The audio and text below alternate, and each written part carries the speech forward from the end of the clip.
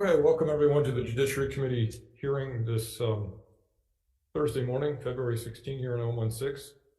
As you may recall, the 9 o'clock agenda is a continuation agenda from Tuesday where we weren't able to finish up everything. So we will pick up where we left off there. We had taken testimony on SB 669, which is a Pakololo bill, establishes regulations for the cultivation, sale, and personal use of small amounts of cannabis. Decriminalizes and regulates small amounts of cannabis for personal use. So as I mentioned, we had taken all the testimony. To the extent there are people here who testified, members, if you have any questions for anyone, this is the time. Okay, seeing none, let me just double check and see if I had any myself. No, okay, so that concludes our the testimony on SB 669, and we will move on to the SB 719, which is also a bill that we have to lateral today. So we're going to do that first. SB 719 is relating to the Office of Information Practices. Gives the Office of Information Practices the discretion to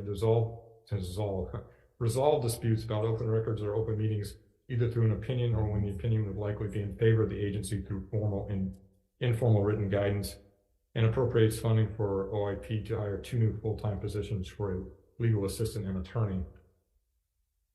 First up on SB 719 is Cheryl Kakazu Park. Please come on up.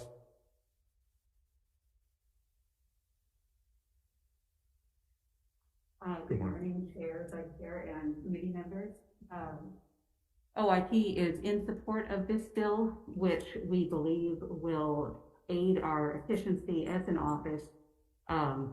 It would affect only situations in which an OIP attorney has looked at the file, the office agrees that, this is not one that is a winner for the member of the public who is either challenging an agency denial under the UITA or a board's action under the Sunshine Law.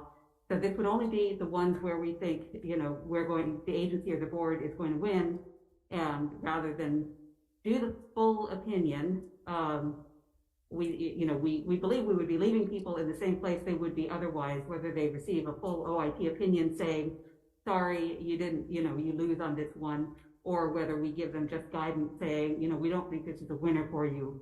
They're left in the same place. They can still go to court to challenge it. They don't need the OIP opinion either way to go to court. And it wouldn't affect situations where we would be finding that the agency lost and the agency needed to do something, provide records, change how it's doing business under the Sunshine Law. So we would not be leaving agencies in the situation where we're telling them, well, you have to do this based on guidance, or individuals in the situation where they have guidance that they can't enforce against the agency. So again, we think this would, save us a little bit of time in these situations and help our efficiency overall. The bill also includes funding for 2 positions for OIP, which of course would also be greatly appreciated and help the office's ability to get through its work and draw down the backlog. I'm happy to answer any questions you have. Thank you very much. I skipped some of the opening stuff I'm supposed to say. So we do have a 2-minute time limit on testimony, and a buzzer does go off at the end of the 2 minutes. Also, if there's a catastrophic technical failure, we'll try to finish everything up tomorrow on Friday, February 17 at 10 a.m. here in 016. Hopefully we won't have anything like that. And those who are Zooming, your video will be off and your audio muted until it's your turn to go. All right, I think that's all what I was supposed to say. Next up on SB 719 is Douglas Miller, League of Women Voters. In support, Brian Black, Executive Director, Civil Beat Law Center for the Public Interest. In opposition, next to Sterling Narita, Hawaii Chapter Society of Professional Journalists. Also in opposition, Jamie Detweiler, President, Hawaii Federation of Republican Women on Zoom. Not here. In opposition, Andrew Crossland in opposition, Lynn Matisow in support. And then we have 4 more individuals who are all in opposition. That's everybody who's signed up for SB 719. Is there anyone else here that would like to testify on SB 719? Seeing none, members, questions? Let me double check.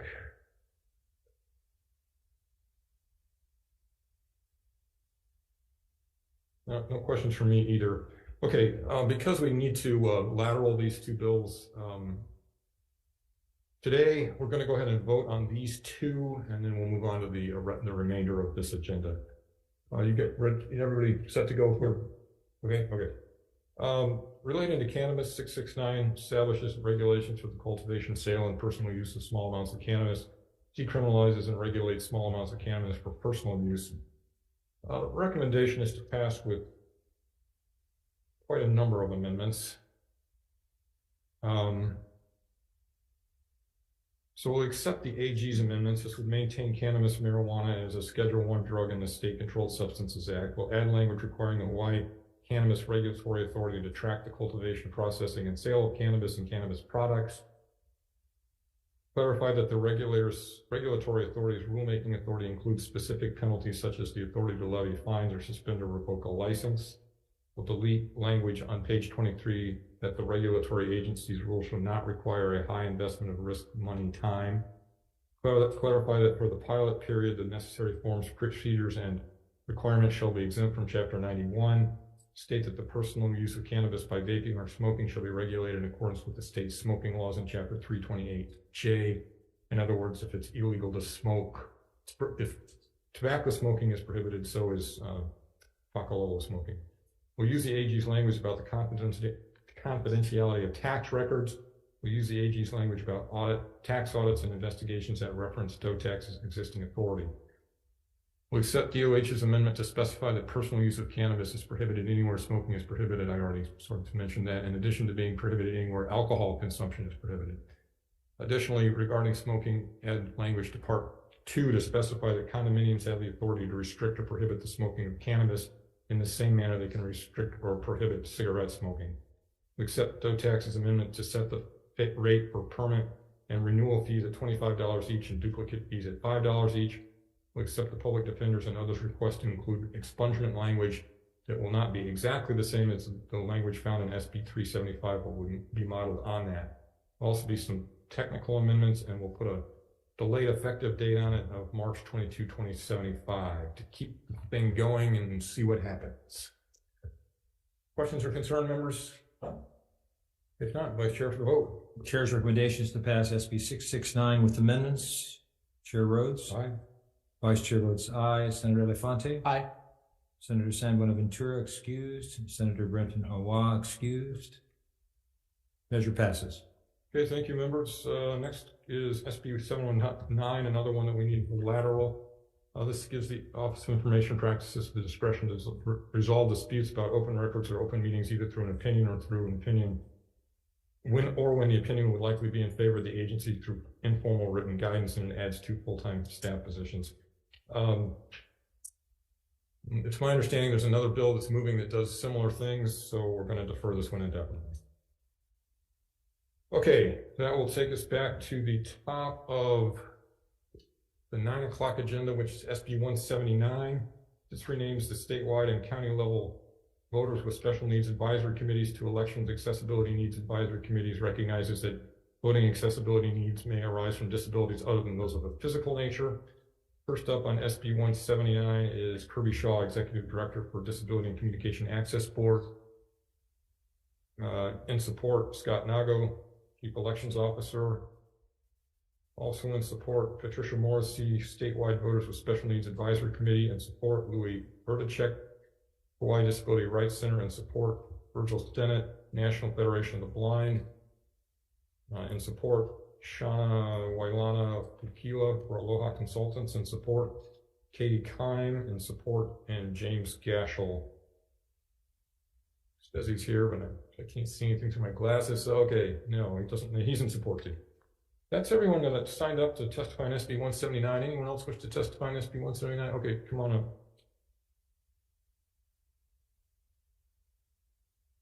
Good morning. Aloha.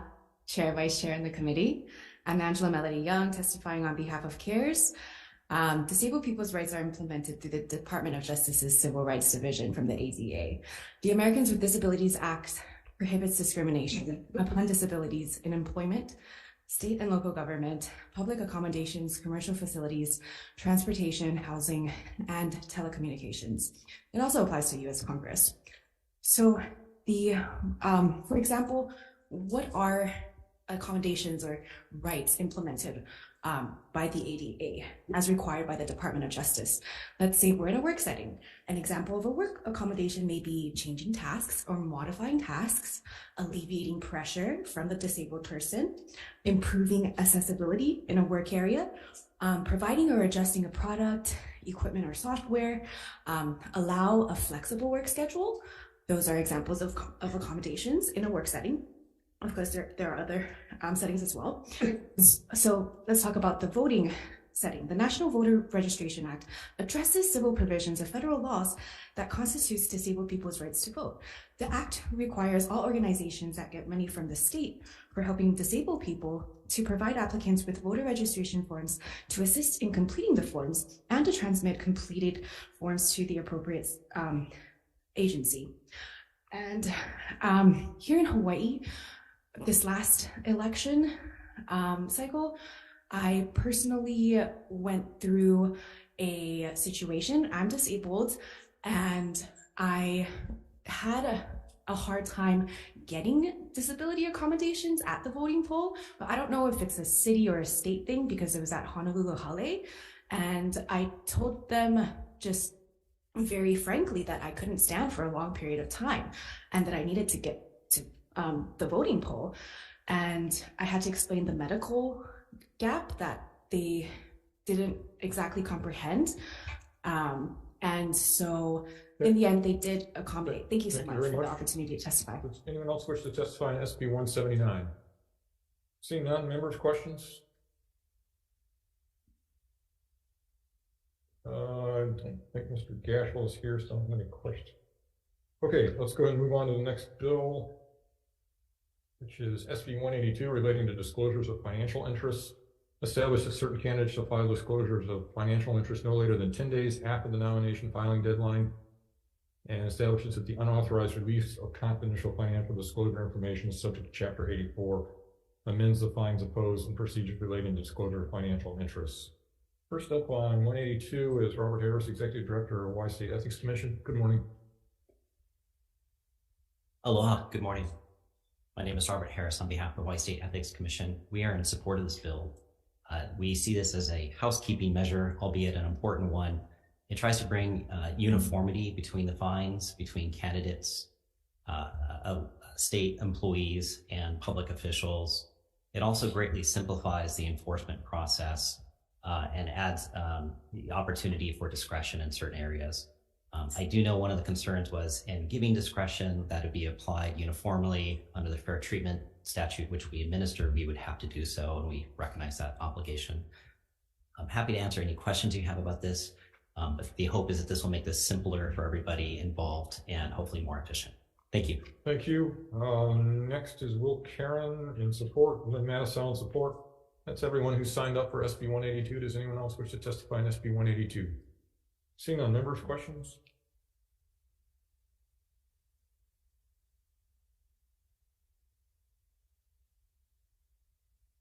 Okay, let's go ahead and move on to the next bill, which is SB 805, relating to lobbying, amends the definition of administrative action and lobbying in Chapter 97. First up on 805 is Robert Harris, Hawaii State Ethics Commission. Hello again. Hello.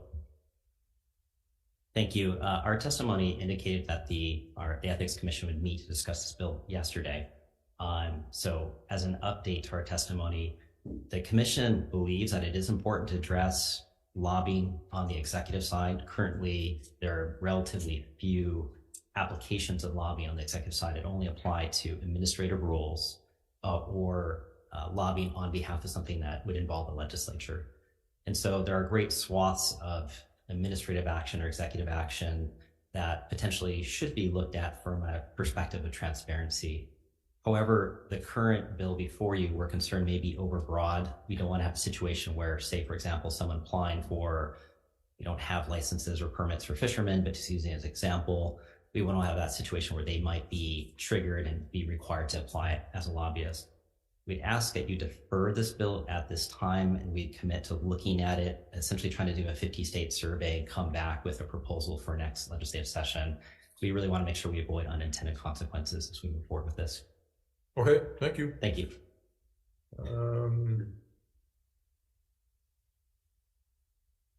Next up on 805 is Judith Mills Wong, League of Women Voters, with comments. That's the only people who have signed up for SB 805. Does anyone else wish to testify? Curtis, good morning. Aloha, Chair Rhodes, Vice Chair Gabbard, and members of the committee. I'm Henry Curtis, Executive Director of Life of the Land. Regulatory agencies make decisions both by rules and by policies within proceedings. This bill would suggest that any policy done within a proceeding, such as at the Public Utilities Commission, DLNR, and others, anybody testifying, anybody presenting a position, any lawyers arguing a case would all become lobbyists. That's overly broad. Obviously, we need to expand to include executive positions, executives branch lobbying, but this bill really needs to be deferred at this time. Thank you. Thank you. Anyone else wish to testify on SB 805? Yep, come on up.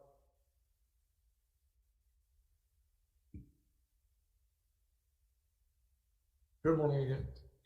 Aloha, Chair, Vice Chair, and the committee. My name is Angela Melody Young, testifying on behalf of CARES. And just to provide comments, so lobbying has various definitions in various states. For example, Alabama defines lobbying as a person who receives compensation or reimbursement from another person, group, or entity to lobby. In Arizona, lobbying means to influence the passage or defeat of any legislation. It does not specify if lobbyists in Arizona are paid or not, and therefore lobbyists in Arizona are those who advocate legislation, whether they get paid or not. So if you've seen the graphics from the State Ethics Commission, it explains clearly and concisely what constitutes as a lobbyist in Hawaii. A lobbyist is someone who testifies or communicates with legislators or a state agency to try to amend a law or to request a resolution. Hypothetically, it could be a person who noticed something about a public safety concern in a district. And is trying to propose a resolution or an amendment. And in Hawaii, lobbyists are those who get paid $1,000 or more. So if the advocate doesn't get paid, then it's not a lobbyist. And the measure that we're talking about today, SB 805, further clarifies administrative action and definitions within the lobbying parameters, and it is a good measure. So yeah, we support it. Thank you for the opportunity to testify. Thank you. Anyone else wish to testify on SB 805? 805. Seeing none, members, questions? Okay, seeing none, members, let's go ahead and move on to SB 197. Increases the amount of fines from 1,000 to 5,000 that may be assessed against a non-candidate committee making only independent expenditures. First up on 197 is Dan Foley testifying as the chair for the Commission to Improve Standards of Conduct. In support, Andrew Crossland. In support, Lynn Mattisell. In support, Pepe Shapiro, League of Women Voters. On Zoom, maybe? Hey, Chair, they're not currently on Zoom. Okay, she's in support. Gary Cam, also on Zoom. Good morning. Good morning, Chair Rhodes, Vice Chair Gabbard, members of the committee. My name is Gary Cam, and I'm with the Campaign Spending Commission. We support this bill. This would allow the commission to increase fines that are assessed against super PACs from $1,000 to $5,000. It would allow the commission to assess fines involving super PACs against the officers of the super PACs, and would allow commissions to treble the damages where there is a prohibited contribution or expenditure. This bill also deletes the references to the commission employees, activities of them to employees. Never had a case involving that, and there aren't any provisions in Chapter 7 concerning the activities of commission employees. I'll be here to answer questions. Other than that, that's my testimony. Thank you. Thank you. Next is Hunter Haviland in support. And that's all the testimony we have for SB 197. Anyone else wish to testify on SB 197? Seeing none, members' questions? I do have one question for Mr. Cam. So for the super PACs that I'm sort of I guess the bill is sort of aimed at what I would refer to as a fly-by-night super PAC that comes in, spends a bunch of money, and then they disappear, and you don't have any. There's no resources left in the PAC to go after. Is that correct? Well, the bill was initiated a while ago when there was a super PAC, a well-known super PAC that still is in existence under a different name, basically showed up at one of the commission's meeting where there was a complaint that was being considered against that super PAC, and the PAC's attorney basically told the commission that the fines are inconsequential, they're so small. That is the reason why we increase the fine. In terms of and that's good to know. In terms of the personal liability, is that triggered? Was that provision triggered by the fact, or by? I don't know if it's a fact. So this is a question: Are there PACs that just come in, spend a bunch of money, leave, spend all their money, so there's nothing left to fine, then leave? Yes, that does happen. But this amendment was triggered by the fact that the commission has that authority when it's a candidate that violates, or a candidate committee that violates the law. There's a provision that allows the commission to make the candidate personally liable for the fine. Okay, all right. Thank you very much. Members, other questions? If not, let's go ahead and move on to the next bill, which is SB 226. This adds a new section to Chapter 108, establishing circumstances in which the presence of a defendant is required for court proceedings or may be waived. First up on 226 is Tommy Johnson, Director, Department of Public Safety, or his designee. Good morning. Good morning, Chair Rhodes, Vice Chair Gabbard, members of the community. My name is Frank Young, Department of Public Safety. On behalf of Director Johnson, who apologizes for not being able to be here. We stand on our written testimony offering comments, and we appreciate the opportunity to testify, and I'll be available for questions if you have any. Okay, thank you. Next is Alan Komagome for Public Defender. Good morning. Good morning, Chair Rhodes, Vice Chair Gabbard, and members of the committee. My name is William Bento. I'm the Deputy Public Defender representing the Office of the Public Defender. On this bill, we do have opposition to the specific section dealing with what it means to be voluntarily absent. One of the things that we learned during the pandemic in our judicial system is that we can do a lot of things by Zoom. And that not only saves money and time, but in the issue of transporting people from one facility to another in the Department of Public Safety, it's also a security issue.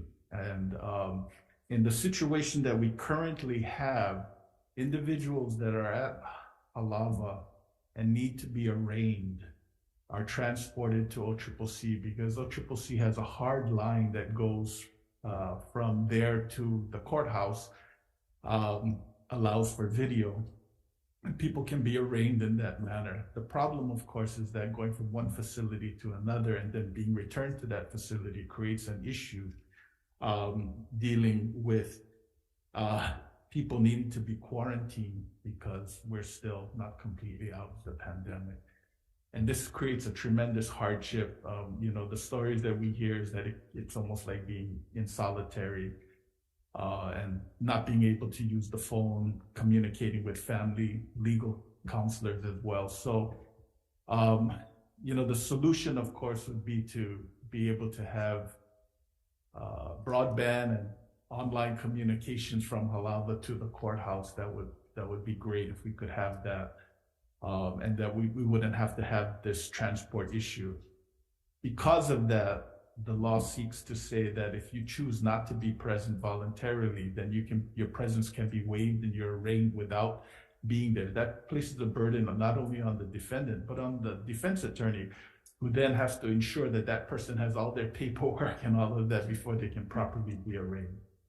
And so that's where we have opposition, and I'm available for questions. Thank you very much.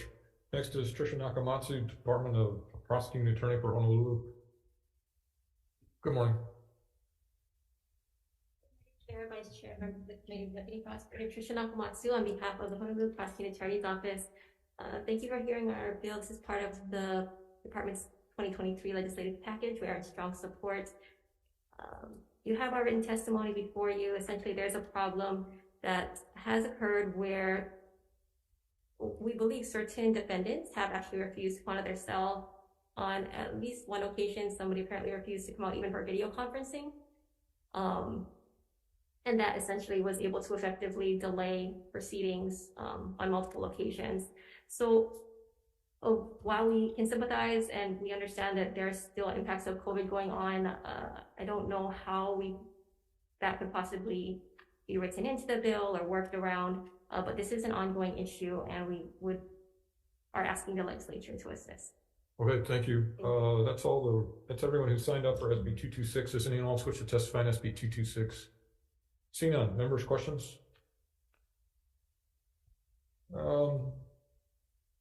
So, public defender, do you mind coming back up? So, I guess I'm a little astonished by, does a prisoner really have the option to not go to court or go in front of at least in front of the, in front of the camera for whatever proceeding they're involved with? I guess the short answer would be no, because the court could perhaps find the person in contempt for not following an order, but the issue becomes, have they really properly been given notice? Given notice? Notice of the hearing and the requirement. These happen every day, all the time. I thoroughly understand. And, I understand what the prosecutor's office is saying. There have been recently a few individuals, and these are not people I think who are being obstinate, but more along the line of not fully understanding. Some of them have mental health issues as well, and not wanting to cooperate, thinking that perhaps this is not really happening. The individuals that were at Halawa were willing to, and I received phone calls directly from them. Can I please waive my presence? Can I do it by video? Because I don't want to be transported and have to come back for quarantine. But there are some, yes, and I have to agree, that perhaps refuse. But, over time, they eventually understand that they have to come in and be arraigned. Otherwise, their case is not going to move forward. Once they realize that, then they're cooperative and they'll come to the video room at OCCC. Okay, all right, thank you. Okay, thank you. Ms. Nakamatsu, can you come back up?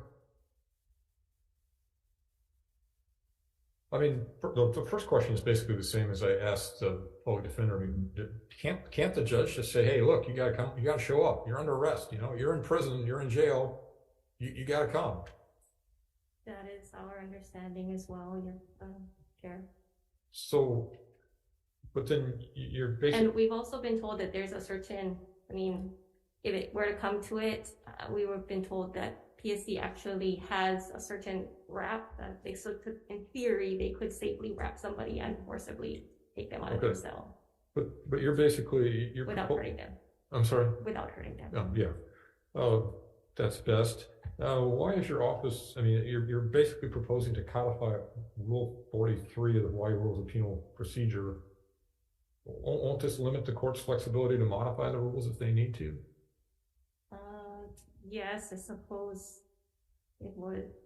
But this is just something that we need right now, and we haven't been able to find another solution. Okay. Can you describe how and why your proposal differs from the current exceptions for the defendant's presence? It's not exactly Rule 43, right?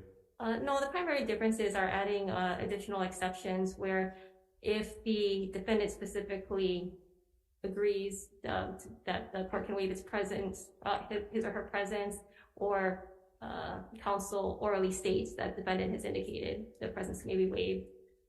Or the third option, the one that the public defenders is, I believe, primarily objecting to, is if the defendant is voluntarily, the term is voluntarily absent on 2 or more occasions, then their presence may be waived by the court. And in the event that it is an arraignment, the charges in any case, they would have to be notified of the purpose of the proceedings. And if it's an arraignment, they would have to be given a copy of the charging document in effort to protect their I guess I'm a little constitutional confused rights. by the term voluntarily absent. I mean, is there anything voluntary about this? I mean, I still am kind of astonished that this is actually a problem. The instances that prompted the bill, our understanding was that the defendants flat out refused to come out of their cell. And there have been instances, at least one deputy had heard that there was feces involved. So it is possible there could be either anger management or mental issues, we're not sure. Excuse me, did you say feces? Yes. Okay, thank you. Members, other questions? Senator Elfonte. Yeah, as a quick follow-up, Ms. Nakamatsu, you said there's several incidences that have occurred. Yes. In those incidents, have you worked with public safety? I mean, can public safety go and safely remove the inmate to show up? I believe it would be incumbent on the court to order it. And Say that again? I believe the court would have to order it, and we think it is within the court's power, but The courts haven't done that. yeah, we don't know if it's just maybe just a not wanting to put TSC in that position of having to forcibly take somebody out of their cell who just doesn't want to leave. Sure. Okay, thank you, Chair.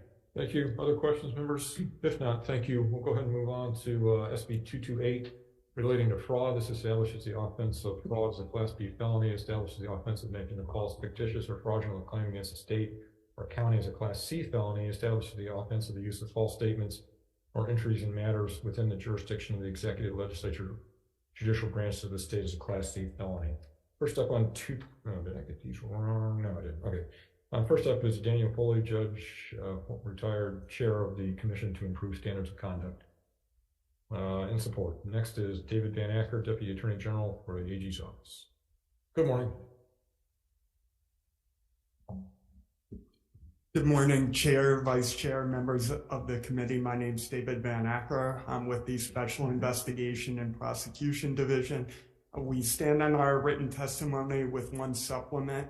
We noted that in the false representation portion of the bill, there was no classification of offense. In the description, it indicates it should be a Class C felony offense. We think language to that effect should be added.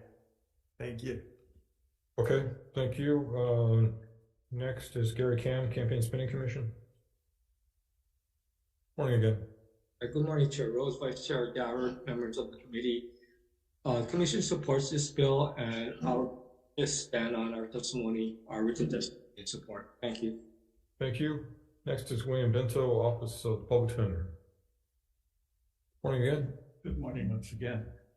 The Office of the Public Defender does not oppose the concept of creating a law dealing with fraud. We understand the need for it. What we do have an issue with is the mandatory sentencing. The first part of the bill calls for a 10-year sentence, mandatory 10-year sentence with a 1-year mandatory minimum. The parole board will determine the rest of the 9 years as far as how long the person will serve. Person cannot receive a deferral, and even on the second part of the bill, though it's a Class C felony, the person could not receive a deferral. Many times we've come before this committee and others in a similar situation. We always oppose taking away judicial discretion. We think that a judge in the circuit court that go through the process of being selected, nominated, and approved by this committee as well as the body of the Senate should have the trust to be able to resolve cases properly. There are situations that would call for a 10-year sentence, there's no question, but there are situations where individuals get caught up in these types of situations because they're young, immature, naive, wanting to support a superior, and in those situations, they would face the exact same penalty. And then for the rest of their life, they'd carry the burden of that conviction with them. And so, you know, we do not oppose the concept of creating a law against fraud. We understand that it is a major problem. The federal government usually prosecutes these matters currently. But if we are to go forward with this, we'd ask that judicial discretion be allowed so that those individuals that deserve some level of mercy are given that opportunity. Thank you very much. Thank you. Next up is Tricia Nakamatsu for the prosecuting attorney, City and County. Morning again. Good morning, Chair, Vice Chair, members of the committee. Deputy Prosecutor Tricia Nakamatsu appearing on behalf of the Honolulu Prosecuting Attorney's Department. We are in strong support of the bill. It is part of our legislative package, and we thank you for hearing it, Chair. As prior testifiers have indicated, these proposed statutes are fashioned after the federal laws that have been in effect for decades, for quite a long time. There is a substantial body of law to support it. And currently, Hawaii does not have any laws that do what these laws do, essentially. And this is, as prior testifiers have indicated, used by the federal, on the federal side effectively. And with regards to mandatory minimums versus not being eligible for deferral, state, of course, the department understands that it's within the legislature's purview to decide where is that line as to determining what is going to be the appropriate deterrent, what is going to be a proper punishment for somebody who falls within these things. But we just feel that if somebody is able to get probation after doing things of this nature for these offenses, it just won't have the teeth that's needed for it to be effective.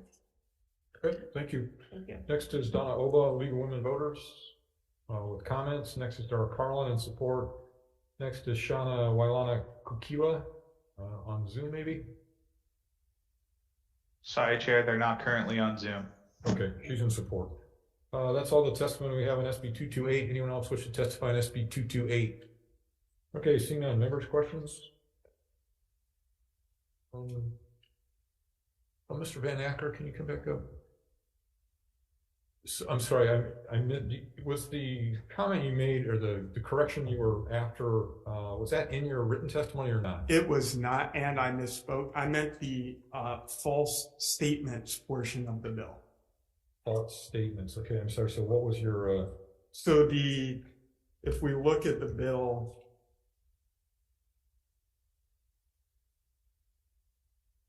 and we look at the use of false statements, which goes from page 5 onto page 7, there's no indication in that bill that it is a Class C felony offense. That language needs to be inserted there. Just needed designated. Correct. Okay. Let me see what else I've got.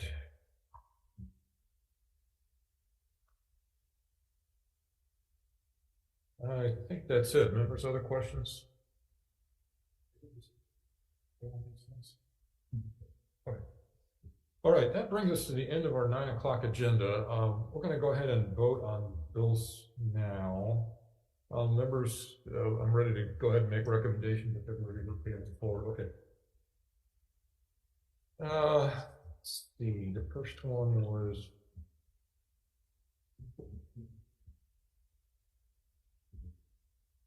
SB 179. SB 179 renames the statewide and county level voters with special needs advisory committees to elections accessible needs advisory committees. Well,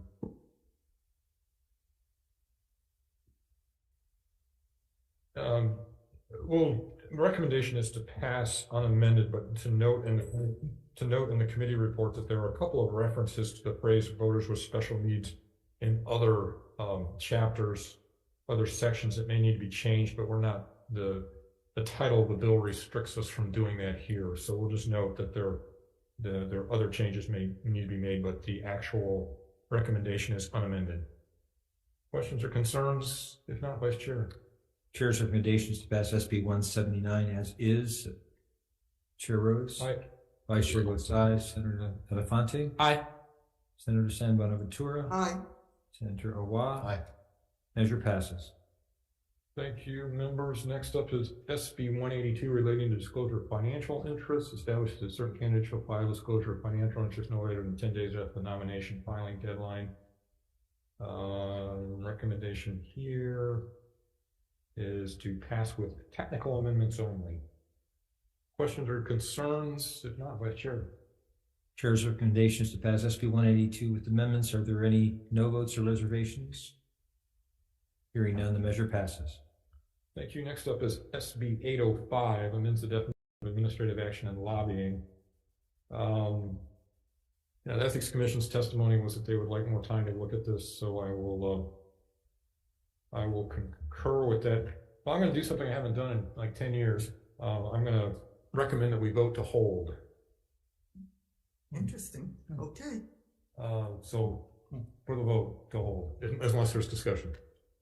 Seeing none, go ahead. Chair's recommendation on SB 805 is to hold. The members present, are there any no votes or reservations? Hearing none, the measure passes. Or the measure is held. Sorry. Yeah, I just want to see if we could still do that. I haven't done that in about 10 years, so okay. SB 197, relating to violations of campaign finance law, increases the amount of fines from 1,000 to 5,000, make some other changes. Recommendation here is to pass with some amendments. We'll specify that the fines to be paid will come from the PAC's funding unless the PAC doesn't have enough money to pay the fine, in which case the personal liability of the let's see, what was it, the officers of the non-candidate committee would kick in. So if the money's in the PAC, then the fine would come from the PAC. If it's not, if it doesn't have enough to pay the fine, or if it doesn't have anything at all, then the liability would attach to the officers. Questions or concerns? If not, Vice Chair. That's with amendments. With amendments. Chair's recommendations to pass SB 197 with amendments of the members present. Any no votes or reservations? Hearing none, the measure passes. Okay, thank you. Next up is SB 226, adds a new section to Chapter 801, establishing circumstances in which the presence of a defendant is required for court proceedings or may be waived. I don't know, having considered the written oral testimony, I'm going to defer it. I think the courts should be able to resolve this, and I don't know what I encourage them to do so quickly, because it seems ridiculous to me that someone who's been arrested for a crime can just say, no, I'm not coming to court. So it's deferred for now. If it doesn't get resolved sooner than later, we'll pick it up again sometime.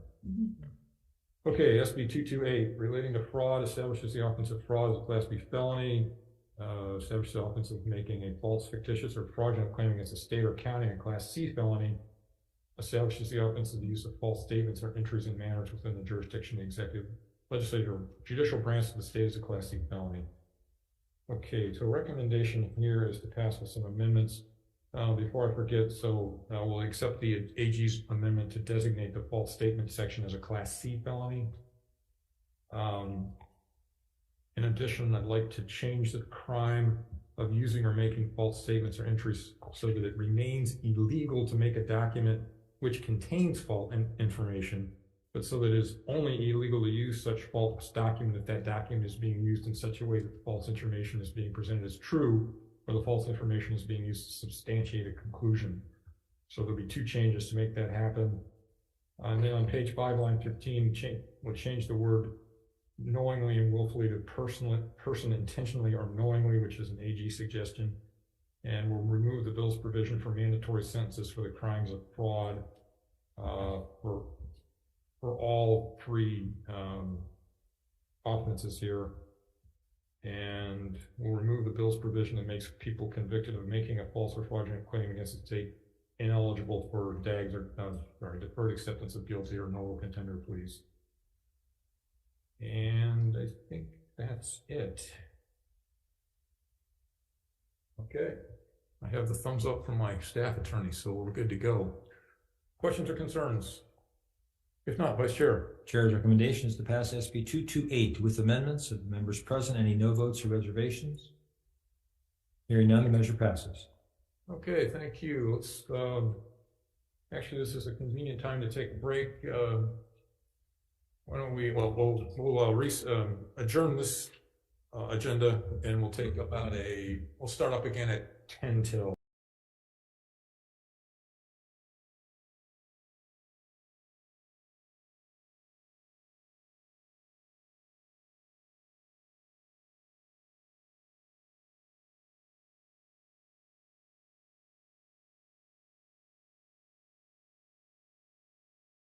Okay, welcome back to the Judiciary Committee meeting. We are moving on to our 9:30 agenda, a little bit late here. Our first bill on the 9:30 agenda is SB 1005 relating to the election of the president. I'm sorry, it's probably not. This is another one that's going to be, this is going to be re-referred because we're going to put money into it. So we're putting it to the top of the agenda because today is the filing deadline day. So 1005 would establish a date for presidential primaries, as well as signature and fee requirements for a person to be nominated as a presidential primary candidate. Hang on just 1 second.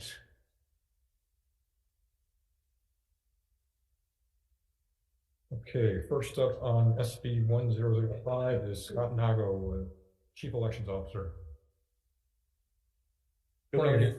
The Office of Elections stands on its written testimony providing comments and will be happy to answer any questions.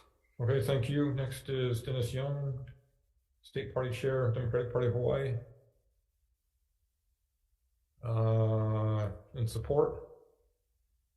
Next is C. Bagasol or John Buckstead for the Legislative Committee, Democratic Party of Hawaii. Good morning.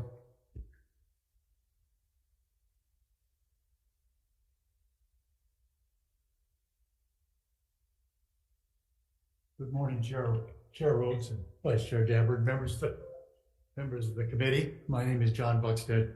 I'm here on behalf of Dennis Young in support of Senate Bill 1005, and he did submit testimony, and we stand on that testimony. So, thank you very much. Well, thank you.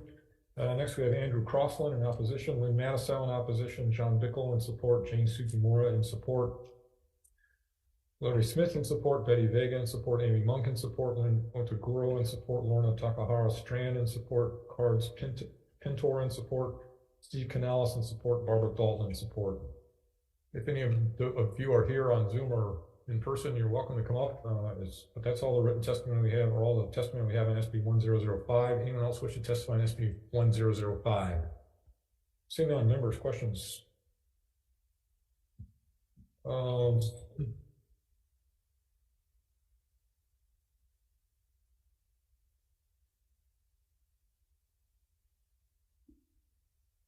For Mr. Nago? Yes. So in your testimony, you suggest that the bill designate the date when nomination papers will be available. Do you have a date that you had in mind? No, not off the top of my head. It would just have to be available enough time for candidates to file so that we could get them on the ballot. But I really didn't put much thought into that at this point. You,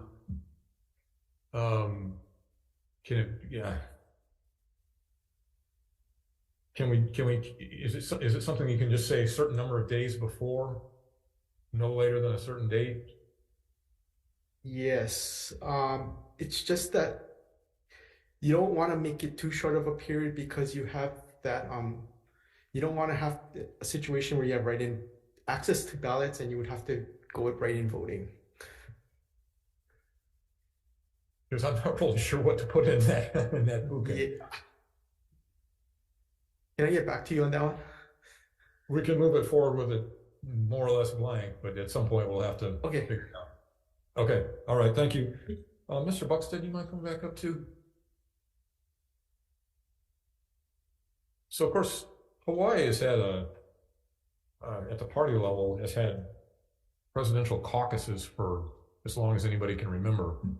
What is, can you tell us why the sudden support for, well, maybe it's not a sudden support, why the support has crystallized for a presidential primary this year? Yes, I would defer part of that answer back to Dennis Young, and he can perhaps respond to that also. It does have a long history. It's not something that's brand new in the state of Hawaii. The question has come up.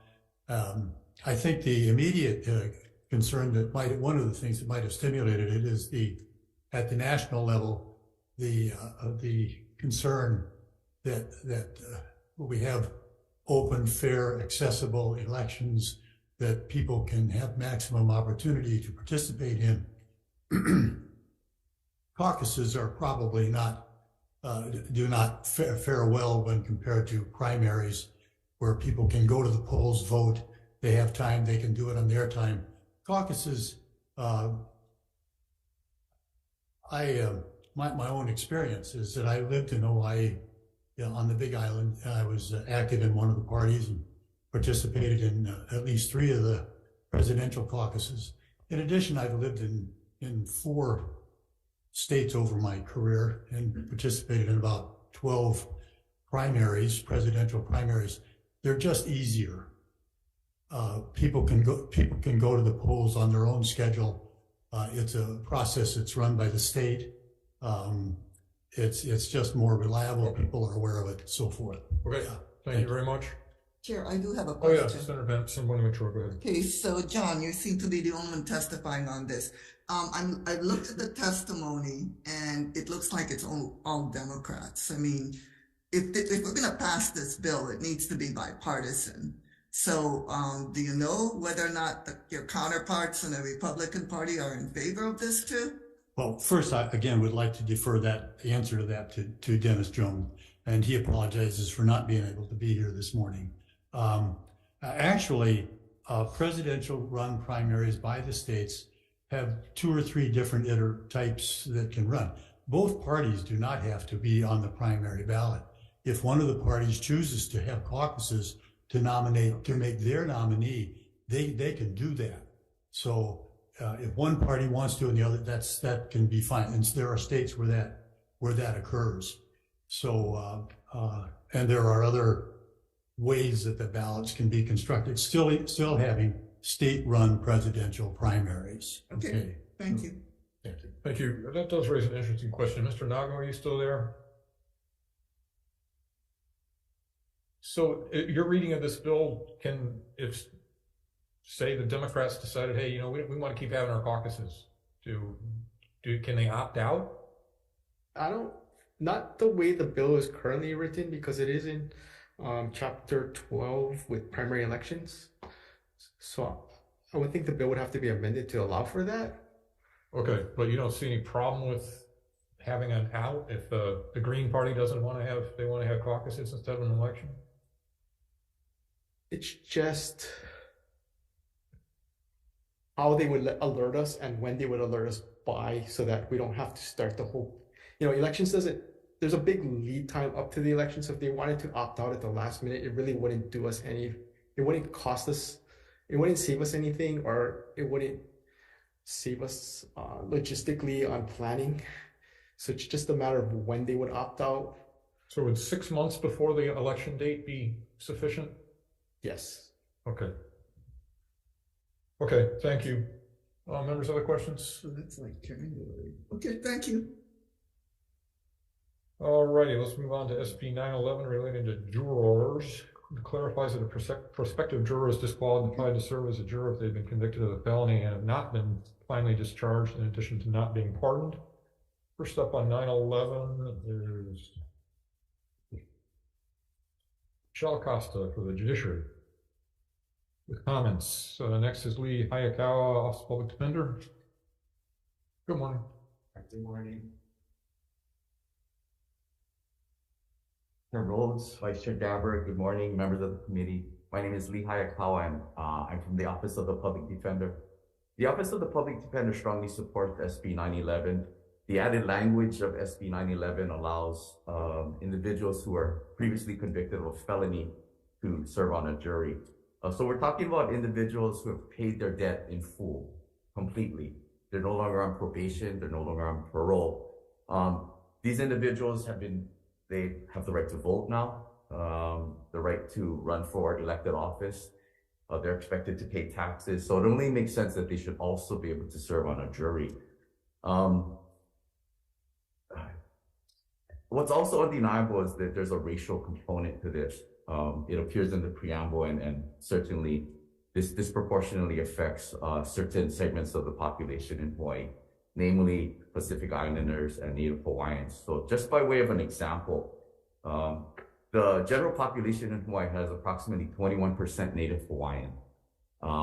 However, in the incarcerated populations in Hawaii, it goes up to 37%. So this is an instance where these individuals are being prevented from being able to serve on a jury. And there is a value, obviously, to a truly diverse jury pool so that we have that cross-section. And again, you are guaranteed a jury of your peers. And so SB 911, I think, has the true possibility to remedy that disproportionate impact. Again, the Office of the Public Defender supports it. And I will remain here and be available for questions. Great, thank you. Next is Kat Brady, Community Alliance on Prisons.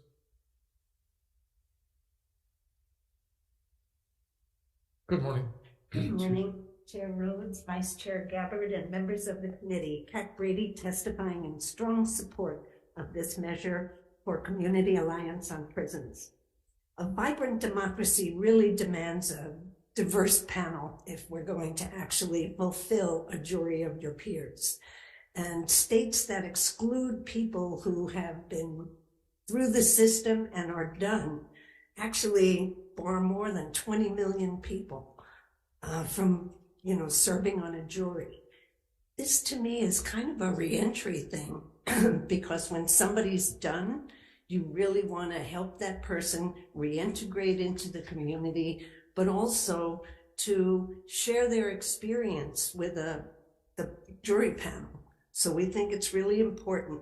And in our goal to try to give you as much information as possible, we downloaded every state that actually what they do. So you can see what's happening.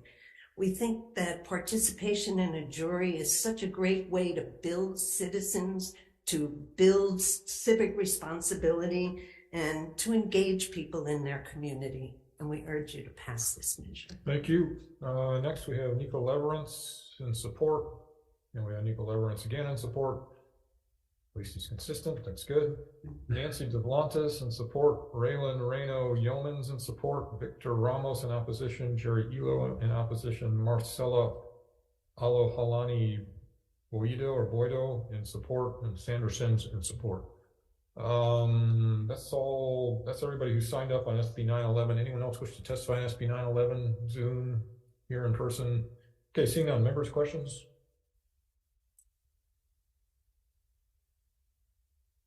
For the PD, Mr. Hayakawa, if you're still here.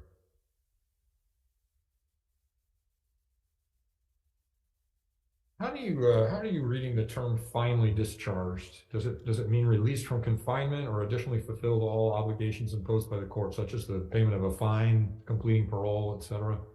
Yeah, I mean, to be honest, it is a little bit vague, but the way that we did read it was when you're finally discharged, meaning, again, your debt has been completely paid, so you finished either incarceration. Sometimes with our incarceration comes parole, so you'd also have to be done with parole.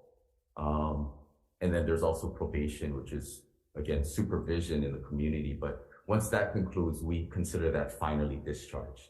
Okay, and you would include in that restitution as well, the payment of restitution? Restitution is a little bit tricky only because courts are now issuing what they call freestanding orders.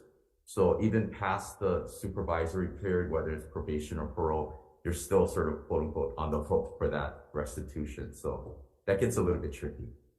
Okay, so then, but the question is, are you at this point, you think the bill says you have to have paid your restitution before you can become a juror? No, that's not how I would read it. Okay. All right, thank you. Thank you. Any other questions or concerns? Let's see. I think that's it for me. Let's go ahead and move on to SB 926 relating to pedestrians. authorizes pedestrians to cross the street when a reasonably careful pedestrian determines that there's no immediate danger from a collision with a vehicle. Sounds radical, except that California's already done it, so we'll see how this goes. SB 926, Director Sniffen from Department of Transportation. Morning, Chair, Vice Chair, members, Melissa Miranda Johnson for the Department of Transportation. We stand on our written testimony in opposition. Okay. That's our staff who's available to answer questions if you have any. All right, thank you. Thank you. Stacy Tanaka, Acting Major, Traffic Division, Honolulu Police Department. Also put potential. Sir, okay, wait. I see it. Yep. Hey, hi. Good morning, Chair Rhodes, Vice Chair Gabbard, members of the committee, Acting Major Stacy Tanaka from HP's Traffic Division. We stand on our written testimony in opposition to this bill.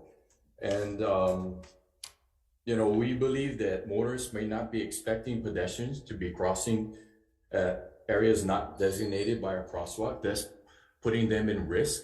So I just wanted to share some statistics to back up what I'm saying. So for 2020, Oahu had 16 pedestrian fatalities, 10 of which were not in a marked crosswalk. In 2021, we had 17 pedestrian fatalities, and of those, 12 were not in a marked crosswalk. 2022, we had 15, and of those, 12 were not in a marked crosswalk. So let me also touch upon our critical pedestrian accidents. In 2020, we had 8 critical pedestrian accidents, 6 of which were not in a marked crosswalk. 2021 was 7, 6 were not in a marked crosswalk. And 2022, we had 3, and of which 2 were not in a marked crosswalk.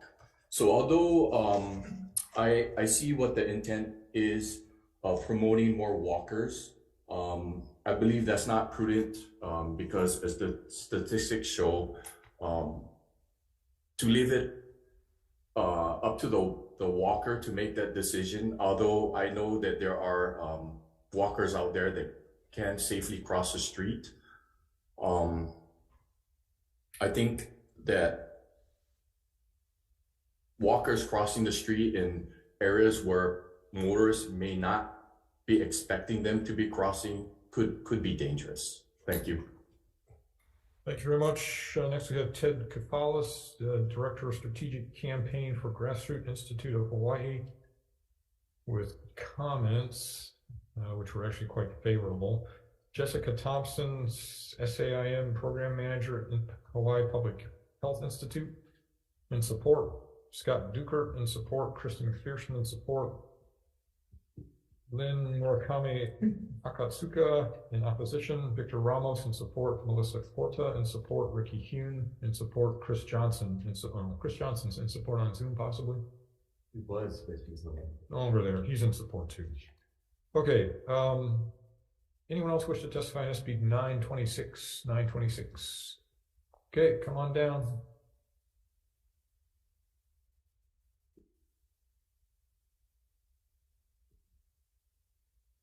Morning again. Aloha, Chair, Vice Chair, and the Judiciary Committee. I'm Angela Melody Young, testifying in opposition. And so there is a correlation of disregard for light signals and the risk of crash or fatality. In 2018, crashes involving running red lights fatally involved almost 1,000 people in the US. And if people are running red lights, then it is not safe for pedestrians to freely cross whenever they want. And it should be for consideration that best practices is to place signs and lights and other modifications for safer conditions for pedestrians. And the signs provide fair warning of potential enforcement and allows drivers and pedestrians to comply with the traffic signal system before a crash or enforcement event occurs. The Hawaii Department of Transportation has prepared a red light automated enforcement system, at 10 intersections as a 2-year pilot program aimed at addressing reckless drivers and to keep pedestrians safe. And the federal statistics suggests that automated traffic enforcement can reduce costs of enforcement and lessen the danger for officers and increase the, and also when there is safety concerns on the roads and in the streets, when an automated camera system is implemented, the evidence of the violation is less likely to be contested in a legal proceeding. Thank you for the opportunity to testify. Thank you very much. Next, anyone else wish to testify on SB 926? 926. Seeing none, members' questions? Major Tanaka, are you still here? Yes, I am, sir. So I guess a couple of questions. So, I mean, considering this tragic death or a tragic accident, I don't know if anybody died or not over at McKinley yesterday, I guess. One person died. One person died. I mean, there are some days as a pedestrian, it seems to me like drivers don't expect to see pedestrians in crosswalks even when the light is green. I guess I'm just not sure what exactly your statistic demonstrates in this situation, because there's also quite a number of accidents that happen in marked crosswalks where the pedestrian has the right of way. Is that not correct? Yes, that's true, sir. And that kind of goes to my point that we have accidents even in a marked crosswalk where motorists are supposed to be expecting pedestrians to be crossing, and yet we have pedestrians tragically being struck in marked crosswalks.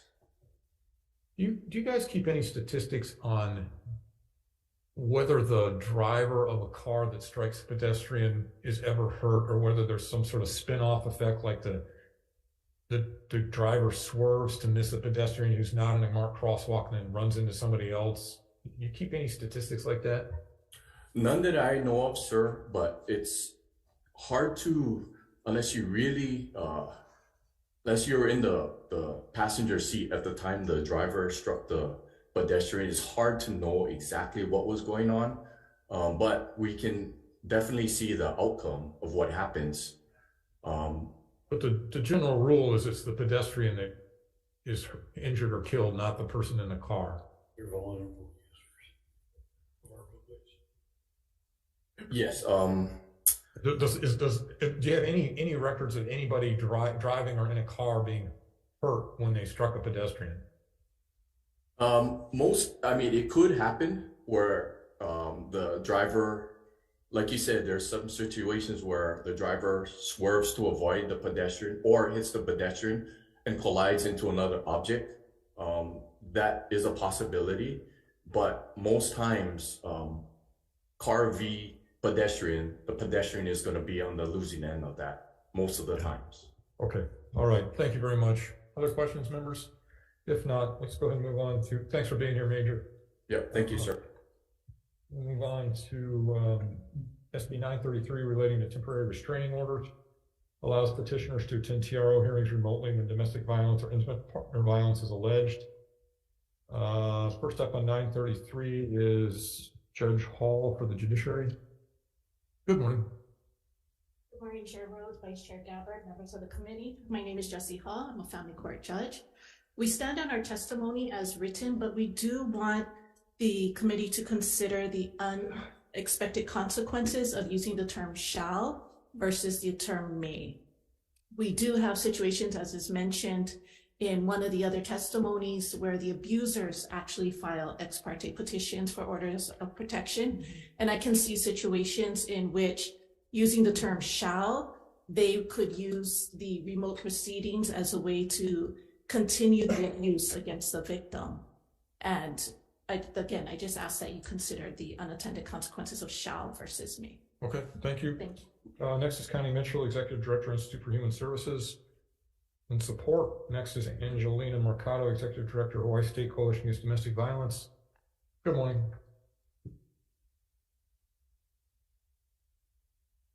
Good morning, Chair, Vice Chair, and committee members. I'm Angelina Mercado, the Executive Director of the Hawaii State Coalition Against Domestic Violence, and we stand on our written testimony in support of this measure for the reasons that we've stated. But we also wanted to reiterate one of the suggested amendments that we have for this measure, which was on page 3, lines 7 through 12.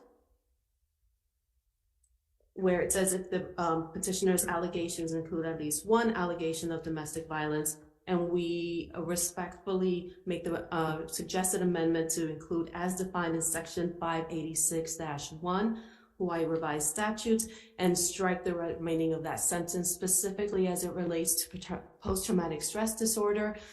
We think that the bill really is intended for survivors of domestic violence, and our definition included in that statute is pretty comprehensive. If we go down the path of who's diagnosed or not diagnosed with PTSD, I think it gets into an ambiguous part that we just don't want to get into, and it puts a survivor in a situation of having had been diagnosed with PTSD when really the intent is for them to get safety as soon as possible.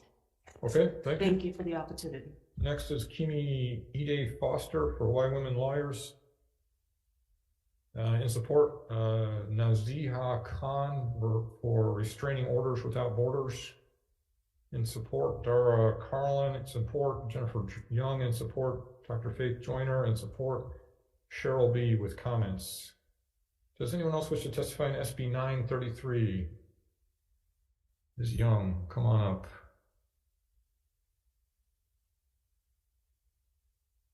Good morning again. Aloha, Chair. Vice Chair and the Judiciary Committee. I'm Angela Melody Young, testifying in strong support. So there should be more parameters constituted by the HRS to regulate TROs and to protect victims. There are a myriad of situations that can occur. So I would like to talk about situations pertaining to a minor in an abusive relationship, just to kind of set a premise and an example of why there should be more stringent regulations for TROs. So within the current law, HRS 586-3, a petition for a restraining order for a minor can only be made by a family member or a state agency or the victim. A third party cannot petition on behalf of an abused victim, and someone who witnesses an ongoing abuse, if they are not a family member or state agency, cannot petition on behalf of the victim. So that leaves a lot of room for abuse to happen and legitimate witnesses to see abuse that happens, and it doesn't get reported and it doesn't get petitioned for.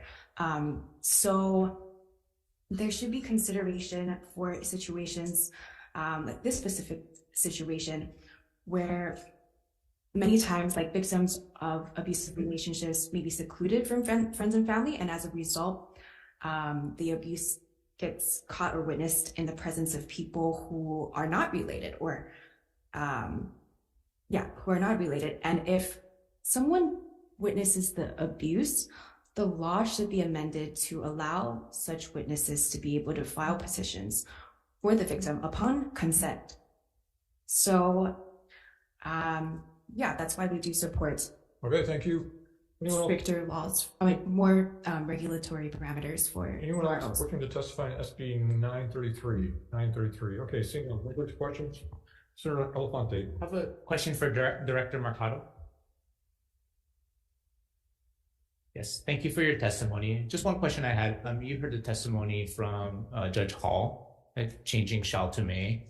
I know in your testimony you didn't indicate any position on that, but do you have a position on that? I think we recognize the judiciary struggle with some of the issues with the respondent and technical difficulty, and we recognize the validity of that. I think that we would be okay with a may, and I think that, and I don't know if it would be something that would be codified in this statute, or if it would be something that would be part of the court's rules about how they determine when they might allow somebody to petition remotely. What is the criteria? I think that we want to make sure that that process is not overly burdensome and is fair and just. Sure. Yeah. Thank you, Chair. Sure. Sure, Senator Ventura. Thank you. So, have you read the judiciary's testimony? It seems to me it actually broadens the circumstances upon which the court may allow for remote hearing. And one of the a few years back, and I don't know whether or not you were part of the Women's Legislative Caucus at that time, we traveled the state, and one of the biggest complaints petitioners had was that they would attend court, lose time off from work, and the defendant would not appear, and they would have to pay the money for the child care. So I like the idea of including this broader ability for the court and giving the court discretion during the circumstances.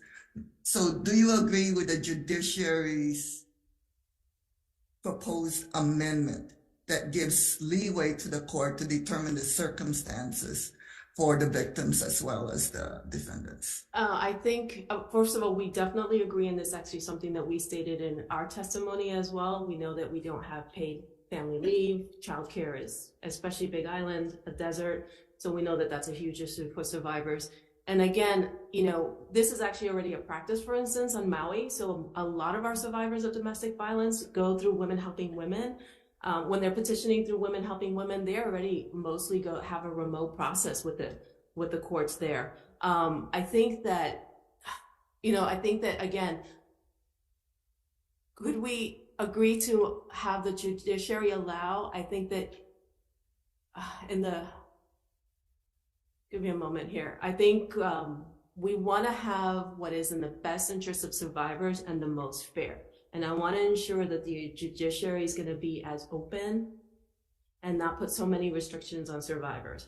And so will they require survivors to have documentation that they couldn't get childcare, for instance? Will they put undue burdens on survivors for them to determine whether or not they can show up? I think, you know, what we're really talking about is the order to show cause hearing, because when you're already petitioned for an order of protection, you can already petition on an ex parte basis. And even that process alone can be an all-day process if you show up at the wrong time. Show up at the wrong time and it's too late, and unfortunately a judge may not be able to rule that you have to show up the next day. So that's a time issue as well, but really it's the order to show cause hearing, where if the respondent does not show up and, you know, or they're threatened, they're intimidated in that process, that we want to make sure that survivors have that protection. And I want to ensure that the judiciary is not going to put an undue burden on survivors to be able to justify their fear, their lack of childcare, to be able to not to be able to do this testimony remotely, especially when we know that the survivors who do work with advocates, they work with their advocates, and those organizations have remote, they have Zoom, they work with survivors, they're in their offices as well. Okay, thank you. Thank you. Thank you. Judge Hall, you might come back up. So, I mean, it looks to me like either from rule or from inherent authority of a judge, you can already do this, right? We are already doing that. In fact, if a petitioner, when they file the ex parte petition, states that they wish to appear remotely, we have a form that they can fill out at that time. It is brought to the judge with the petition for the judge to sign off on with the petition. Okay, so yeah, okay, all right, thank you. Other questions? Thank you very much. Let's go ahead and move on to SB 997. It's relating to elections, requires notice and identification of certain top donors who contribute to a non-candidate committee. First up on 997 is Gary Cam, Campaign Spending Commission. Hello again. Good morning, Chair Rhodes, Vice Chair Gabbard, members of the committee. The commission opposes this bill. In the 2022 session, the legislature passed and the governor signed into law Act 169, and that requires 501c4 organizations that engages in political spending to report their donors under certain circumstances. We are about ready to roll that out. I think it's going to roll out in April of this year. And when we met with a couple of proponents of this bill, as well as in subsequent communications, we were told that the target of this bill was Hui o Maui, which is a 501c4 organization, obviously operating on Maui, that basically was a sole contributor to a super PAC on Maui. And then we were told that in the proponents' opinion that Act 169 does not apply to 501c4s. We disagree. I mean, it states in the 169 itself that it does apply to 501c4s. And we spent many months working with legislators on that bill, as well as the Department of the Attorney General. So I can assure this committee that it does apply to 501c4 organizations, which was the whole intent and purpose of the bill. I'll be available to answer questions. Thank you. Thank you. Next is Aaron McKean, Legal Counsel for Campaign Legal Center. Good morning. Good morning, Chair, Vice Chair, and members of the committee. Thank you for the opportunity to speak with you today. My name is Aaron McKean. I am Legal Counsel with the Campaign Legal Center. And Campaign Legal Center is a nonpartisan, nonprofit organization that works to strengthen and defend campaign finance transparency laws across the country. And these laws are important because they're a cornerstone for ensuring that voters can meaningfully participate in our elections. And they do this by ensuring that voters have more information about who is spending money to influence their vote and their government. And we support SB 997 specifically because it would ensure that Hawaii voters have more information about who's spending big money to influence their elections. It would do this by ensuring that Hawaii super PACs have to trace their contributions back to the original source. It undoes the shell games that leave voters in the dark about who's spending money to influence their vote. Now, under this bill, voters would have more information about candidates or who's supporting or opposing those candidates when they fill out their ballot. And this bill would also follow in the footsteps of other bills or other laws that are being passed across the country that get at the true source of election spending, ensuring that we don't have these shell games anymore. We strongly support this bill. We think it's an important bill that would strengthen the voters' right to know who is spending money to influence their vote. And I'm happy to answer any questions that the committee may have. Okay, thank you very much. Thanks for being here. Next is Will Karen in support, Sandy Ma in support. Anyone else wishing to testify on SB 997? Okay, seeing none. Members, questions? Okay, no questions. Before we move on to the next bill, I'm going to call a short recess.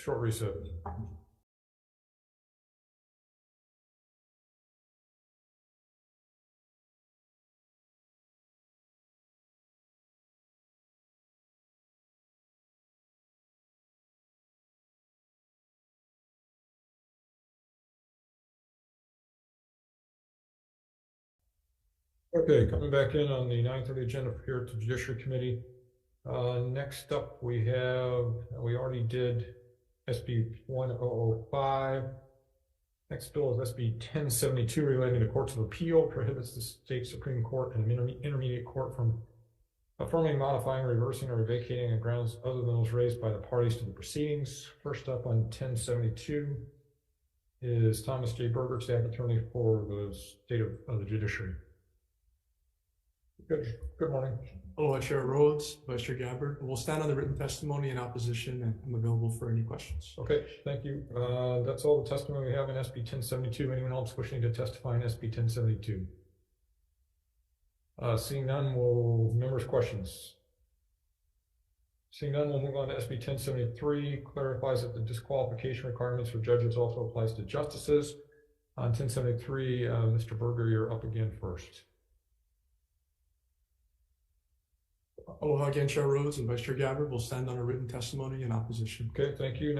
Next is Dara Carlin in support. That's all the testimony we have on 1073. Does anyone else wish to testify on SB 1073? Seeing none, members' questions? I'm sorry, member question?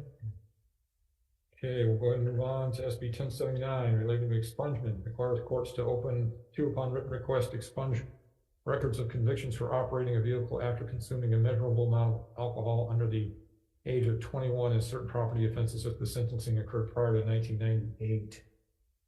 On 1079, we first have Michelle Acosta, Deputy Chief Court Administrator for the Judiciary, with comments, and we have Lee Hayakawa for the Office of Public Defender.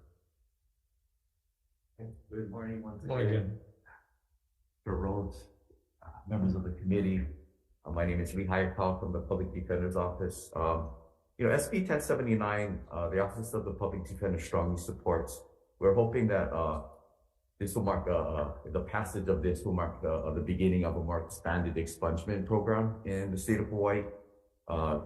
Significant numbers of states across the country have already employed expungement programs with varying degrees of success. These programs also vary in terms of what kind of charges will qualify for expungement. Also, how long is the waiting period? In SB 1079, we have two first-time offenses that are specifically named in the statute, or rather the amendment. And the waiting period apparently is approximately 25 years. So we're hoping that this will mark perhaps an expansion of that program. But we do see it as a good start.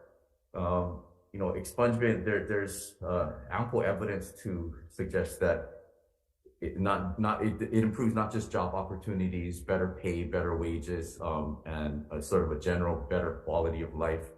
But we are encouraged that there does appear to be evidence that suggests that expungement may be directly related to lower rates of recidivism. And for those reasons, we support SB 1079. Okay, thank you. Actually, can you just stay there for a second? I don't think that does anyone else wish to testify on SB 1079? Seeing none, members' questions? Chair. Yes, Mr. Alaponte. Yeah. Hi, thank you.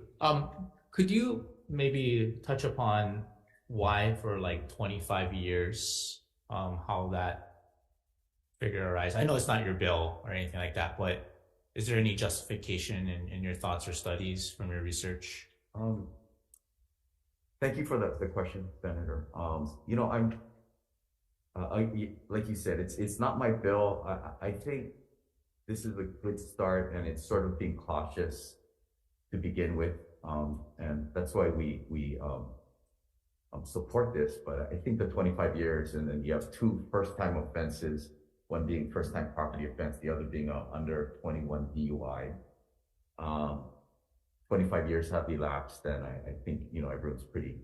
So you're pretty comfortable with the 25? We are. Okay. Okay. Thank you. Thanks.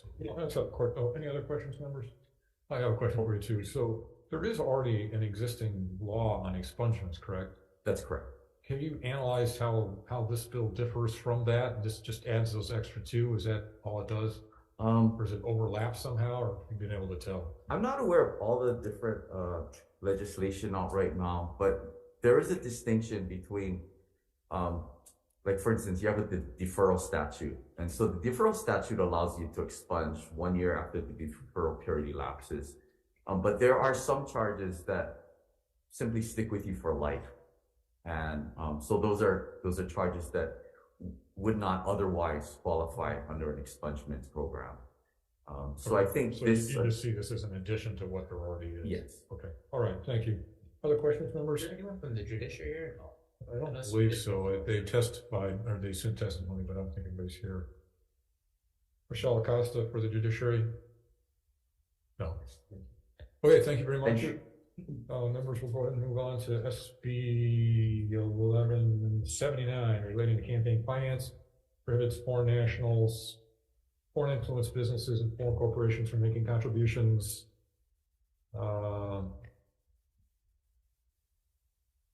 Requires every business entity that contributes or expends funds in a state election to file a statement of certification regarding its limited foreign influence.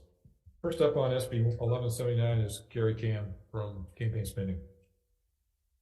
Good morning again, Chair Rhodes, Vice Chair Gabbard, members of the committee. The Commission supports the intent of this bill. The foreign influences should not be involved in any state election. So the Commission does support the intent of this bill.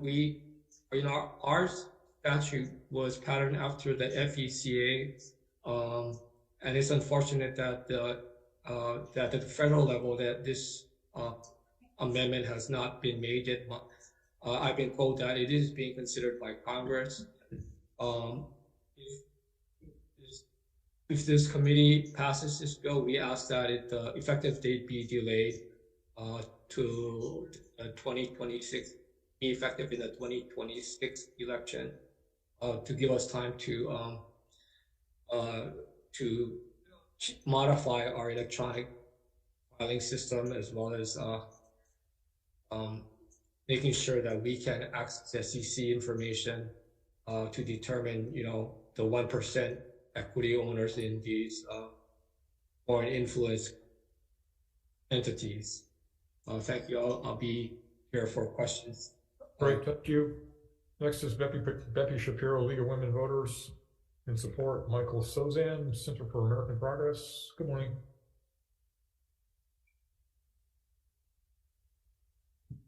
Chair Rhodes, Vice Chair Gabbard, and members of the committee, thank you for the opportunity to testify in today's hearing in support of SB 1179.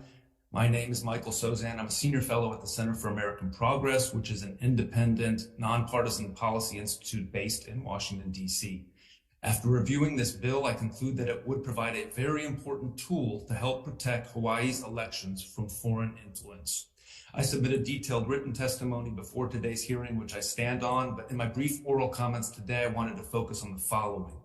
This bill sets ownership thresholds at appropriate levels, where corporate governance research and law show that investors can influence decisions made by a corporation's executives.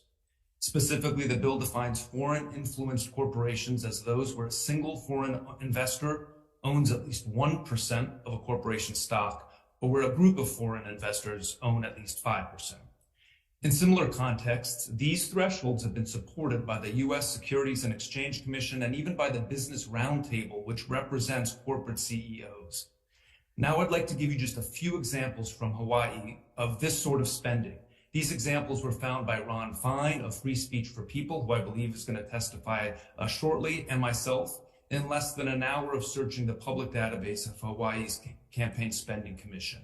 Some examples come directly from the list of non-candidate committees that have spent in Hawaii elections. These corporations include Allstate, Altria, and Anheuser-Busch, which are all appreciably owned by foreign entities. But corporations also secretly spend political dollars from their corporate treasuries through dark money groups like trade associations. For example, the Hawaii Hotel Alliance spends in your state's elections. As a nonprofit trade association, they can keep their corporate donors secret. Nonetheless, its members, Marriott International and Disney, both sit on the alliance's board, and both are foreign influenced and may well have injected dark money through the alliance into the elections. Thank you for the opportunity. Thank you very much. Next is Ron Fine for Free Speech for People. Thank you. Thank you, Chair Rhodes, Vice Chair Gabbard, and members. My name is Ron Fine. I'm the legal director of Free Speech for People. We're a national, nonpartisan, nonprofit legal organization. And I will mostly rely on my written testimony, but I wanted to highlight a few issues in particular. First, that this law is constitutional. In my written testimony, I included a lengthy discussion of how it complies with recent Supreme Court decisions, including with the Citizens United decision, and also attached letters from Professor Tribe at Harvard Law School and Federal Election Commissioner Ellen Weintraub that talk about why it's constitutional. Secondly, it is readily implementable, both by the Campaign Spending Commission and by the companies involved. The Campaign Spending Commission would not be required to ascertain whether a company meets these ownership thresholds, but rather rely on their statement of certification. And the letter from Professor Coates at Harvard Law School explains why it is entirely practicable for the companies themselves to determine that they do or don't meet these ownership thresholds. Finally, I understand that the Campaign Spending Commission has requested an amendment to extend the effective date. We wouldn't oppose that. We want this to be easy and practical for the Campaign Spending Commission to implement, and therefore we have no opposition to that, and we hope that the committee will give a favorable report on the bill. Thank you. Thank you very much. Next is Andrew Crossland in opposition, Lynn Manisal in support, B.A. McClintock in support, Melissa Corta in support, Jason Corta in support. Does anyone else wish to testify on SB 1179? Seeing none, members, questions?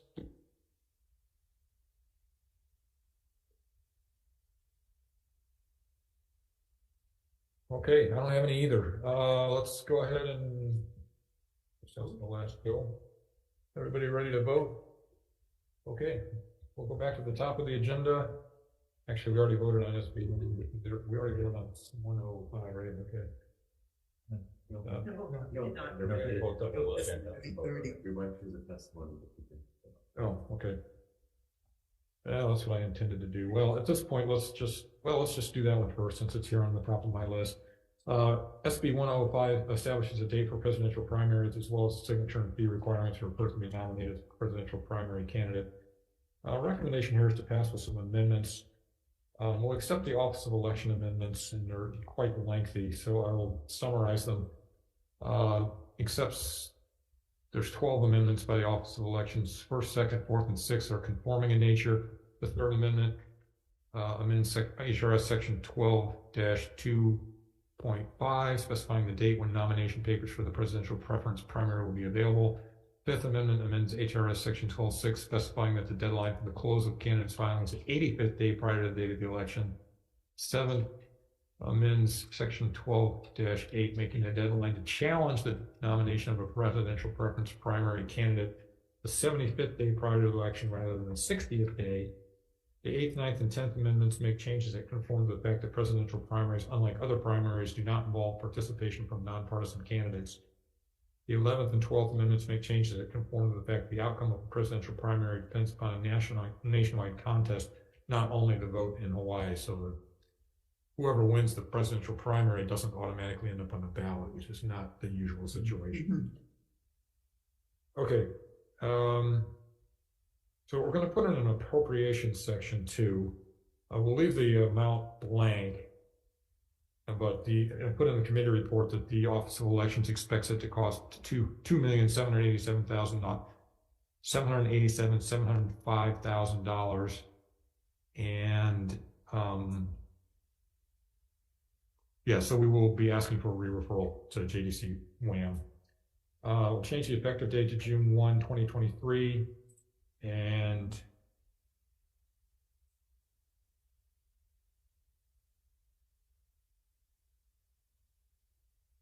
I still got it. I'm sorry. So the effective, it will be effective upon approval, but we won't implement it until June. It won't be in effect until June 1, 2023. I'm not sure I'm saying that right. We may need to be able to start spending money before that date, but that will be the date that the primary would go into effect. And then we'll accept the Office of Elections suggestion that it'd be at least 6 months. So it will make it so that parties can opt out if they want to use the state paid for primary. They can go ahead and opt out, but they will just have to tell the Office of Elections 6 months before the election date. Okay, questions or concerns? Seeing none, Vice Chair. Chair's recommendation is to pass SB 1005 with amendments. The members present, are there any no votes or reservations? No vote. No vote for Senator Owa. The measure passes. Okay, thank you. Next up is SB 911 relating to jurors. Clarifies that the prospective juror is disqualified to serve as a juror if they've been convicted of a felony and have not been fully discharged, in addition to not being pardoned. Recommendation here is to pass with some amendments. As requested by the judiciary, will allow them additional time to update the jury questionnaire, making the bill effective on January 1, 2024. Add to the preamble information about how many states make former felons eligible to serve as jurors. We'll add a definition to the statute for fully discharged to mean released from incarceration, completion of all components of the sentence, including the satisfaction of any restitution. And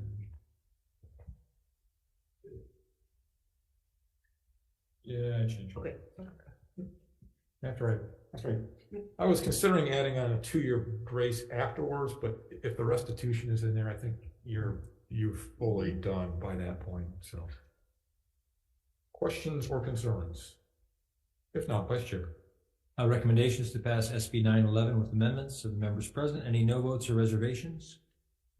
Hearing none, the measure passes. Thank you. Next up is SB 926 relating to pedestrians. Authorizes pedestrians to cross the street when reasonably careful. Pedestrian determines there's no immediate danger from collision with the vehicle. I don't know if, I mean, as I mentioned before, California has already implemented this. My experience as a pedestrian has been that it's best to use your best judgment because people don't stop when they're supposed to. But I realize there's some controversy. This is a fairly major change. So I'd like to pass it with some text and a delayed effective date, March 22, 2075, just to continue the discussion for this year anyway. Questions or concerns? Senator Elefante. Thank you, Chair. I appreciate the discussion on that. However, seeing the testimony from the Department of Transportation and HPD, I'll be voting no. Okay, thank you. Anyone else? If not, Vice Chair. Chair's recommendations to pass SB 926 with amendments. Any no votes or reservations? No, Elefante. Yeah. Elefante. The measure passes. Okay, thank you. Next is SB 933 relating to temporary restraining orders allow petitioners to attend TRO hearings remotely when domestic violence or intimate partner violence is alleged or petitioner has been diagnosed with post-traumatic stress disorder. Recommendations to pass with some amendments.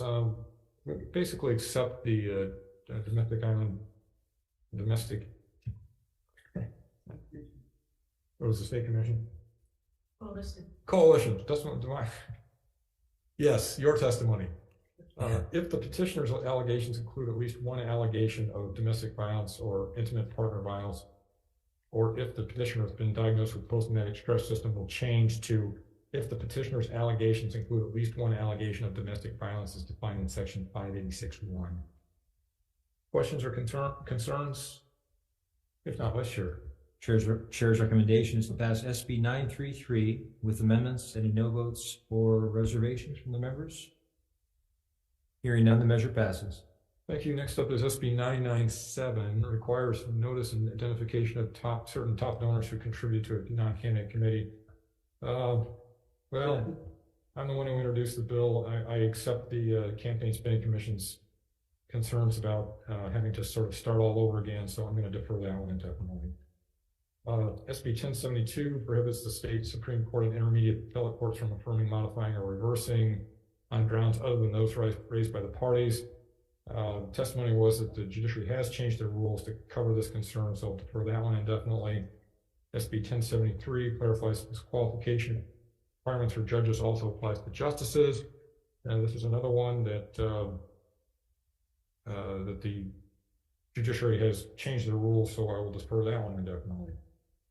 1079 relating to expungements require courts to, upon written request, expunge records of convictions for operating a vehicle after consuming a measurable amount of alcohol under the age of 21 and certain property offenses if the sentencing occurred prior to 1998. Recommendation here is to go ahead and pass with some amendments. We'll clarify that the references to age 21 means 21 years of age of 21 years, and we'll amend the standard complied with the terms and conditions set by the court to that use in another statute allowing expungement has fulfilled the terms of the sentences imposed by the court. And we'll also put a delayed effective date of March 22, 2075. Questions or concerns? If not, Vice Chair. Chair's recommendations to pass SB 1079 with amendments. Are there any no votes or reservations from the members? No vote. No vote for Senator Wah. The measure passes. Thank you, members. Next up is SB 1179, prohibits foreign nationals, foreign influenced businesses, entities, and foreign corporations from making contributions, independent expenditures, or electioneering communications or contributions or donations to third parties that are earmarked for such purposes. Requires every business entity that contributes or expends funds in the state election to file its data statement of certification regarding its limited foreign influence.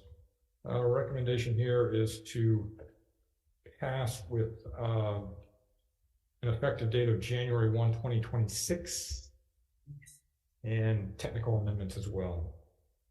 Questions or concerns? If not, Vice Chair. Recommendation is to pass SB 1179 with amendments. Any no votes or reservations? Hearing none, the measure passes. All right, thanks, members. That's it for today. We do have a hearing tomorrow, right? Tomorrow. We do. At what time is it?